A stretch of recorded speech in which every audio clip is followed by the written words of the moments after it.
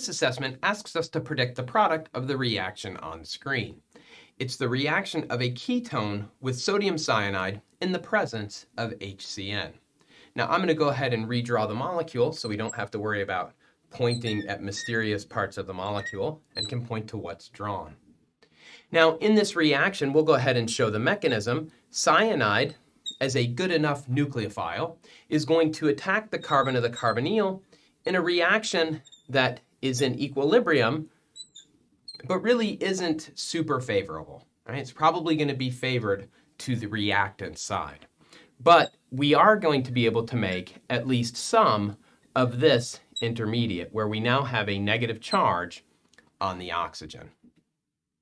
What's the role of HCN in this reaction?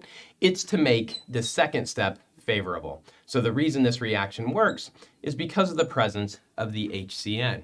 It's a strong enough acid that it can favorably protonate the alkoxide. And so now this equilibrium is going to be favored in the down direction as shown on screen.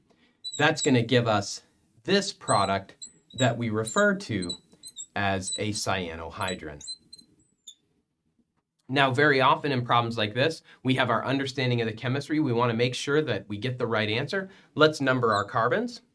We notice that we have a 7-carbon chain with a methyl group at carbon 6 and a carbonyl at carbon 2. Cyanide added to carbon 2. So in our new chain, we should have added the cyano group to carbon 2. We did. 3, 4, 5, 6, 7, and we still have our methyl group at carbon 6. The numbering of the carbon checks out and confirms that this cyanohydrin is the product of this reaction.